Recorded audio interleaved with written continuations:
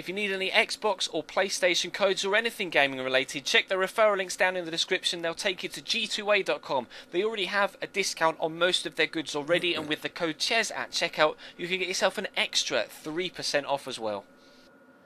Hey guys, how's it going? Ches back again, and welcome to episode number 4 of the Golden Oldies Squad Challenge. This is, of course, the series that we're running alongside with Channy Sports and MGH. Links to their channel or channels will be in the description down below. Obviously, feel free to check their videos for this particular game day or game month or two. Obviously, we go through 2 months per episode, and we're having a squad report in the background. As you can see, some players are growing quite nicely despite the fact that they are golden oldies, and some players are unfortunately dropping in stats due to the fact that they're golden oldies. But fortunately, some of our most important players are the ones that are growing, like David Villa and Klaas-Jan Huntelaar. Our wildcard Andres Iniesta is up at 90 rated now, although sadly the legend himself, Ronaldinho, has started to drop. So a bit disappointed about that. I was hoping that we could kind of hold his rating. As you can see there, Ronaldinho, Inler, Boca, and a couple of others are also starting to go down in ratings. But never mind, we'll push on into the games for today. There's actually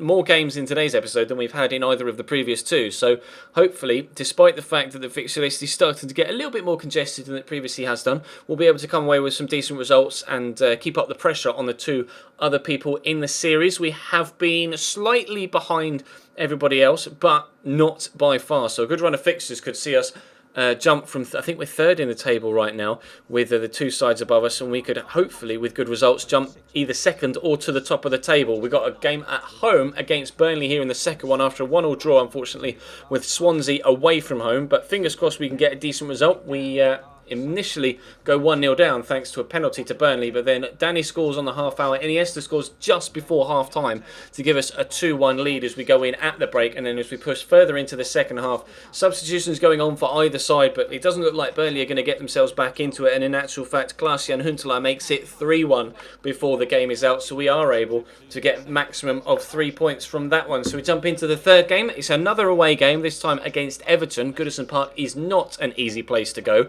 We actually go 1-0 down thanks to a goal from Kevin Morales, but Danny scores in the 40th minute and then scores in the 46th minute as well to give us a 2-1 lead right at the very beginning of the second half. Bazali picks up a slight knock and has to get substituted off for Phil Jagielka.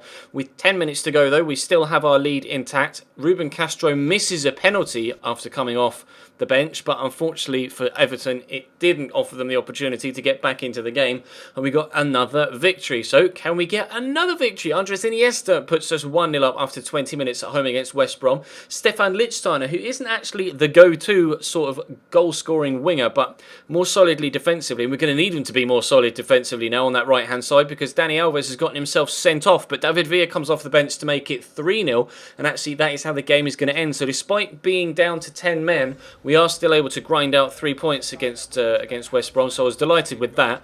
And we come into the first played game of the episode. Obviously, we're able to choose one game per month that we actually play, and the rest are simulated. Obviously, on legendary difficulty as well.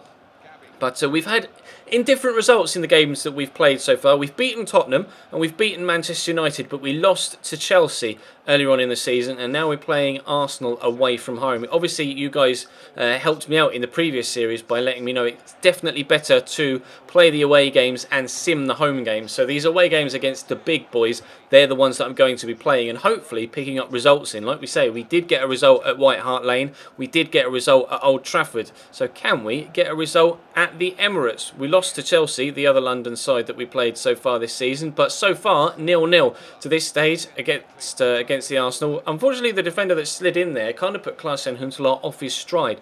He wasn't quite able to take that finesse shot as well as I wanted him to. I wanted to try and finesse it like Gabby's doing here towards that far top corner, but I almost called him Andre Szczesny there.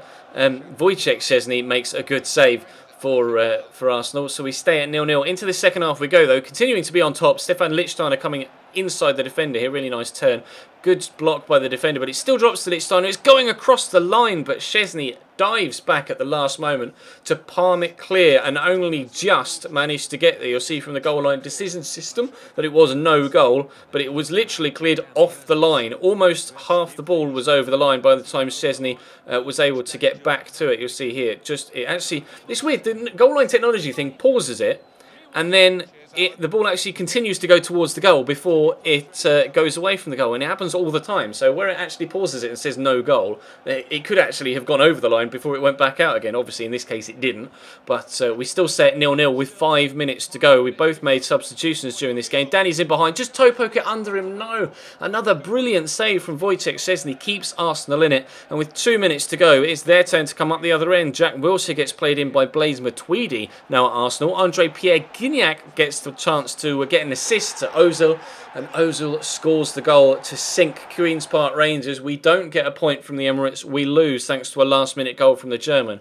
I was devastated after having come so close to that goal from Danny that was toe poked underneath the keeper, but he was able to get a decent save in, and then obviously the chance with Lichtsteiner where he threw himself back to palm it off the line. I couldn't believe we weren't able to get a point, let alone the fact that we lost that game. Yannick Bolasie brings one back for Palace here, but we're immediately able to get ourselves back in front thanks to David Villa just 4 minutes later.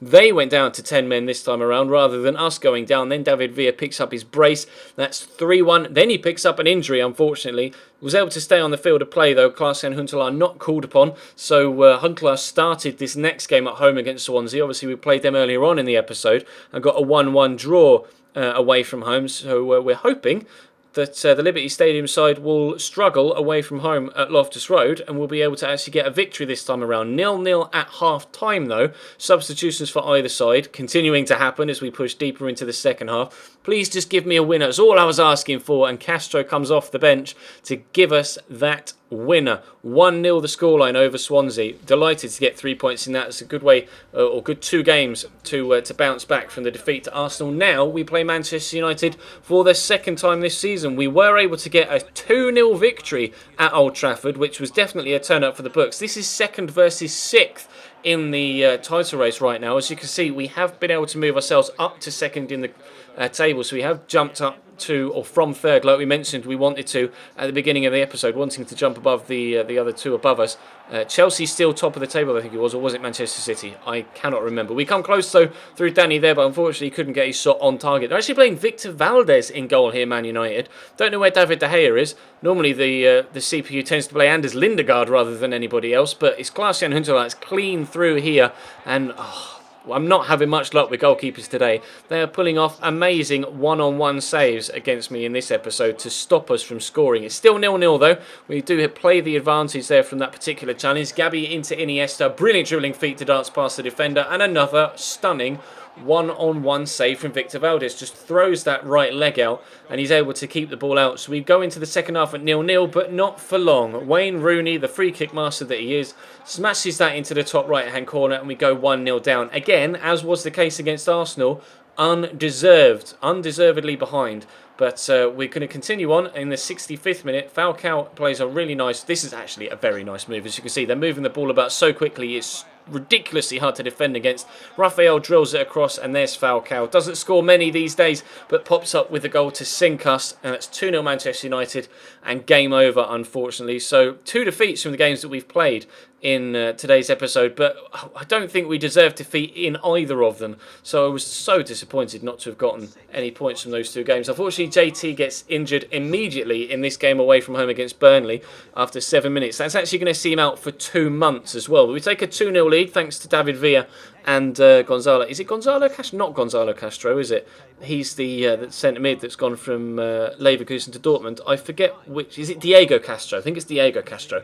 He's put us 2-0 up here, and then David Villa again gets a brace. So he's at least chipping in with the goals when Klaas-Jan Huntelaar's not playing. And we get a 3-0 victory against Burnley. So we are still in third. Despite all of the ups and downs of today's episode, we're still in third and only 2 points off the top of the league. So the title is still very much within our grasp. The question is, will we be higher or lower than Channy and MGH at the end of the season? I don't know. Like I've mentioned previously, we're not telling each other how we're getting on throughout the season, so I'm going to have to head over to their channels now to find out how they got on in these particular 2-month period, and obviously you guys will have to do the same, and I'll see you over there. But for now, drop the video a like if you enjoyed, of course. Subscribe if you haven't already. Check the channel page for anything you may have missed. There was a Barcelona career mode episode went up earlier on this afternoon, and a career mode Road to Glory one will be going up later on tonight. But for now, thank you very much for watching, and I'll see you next time.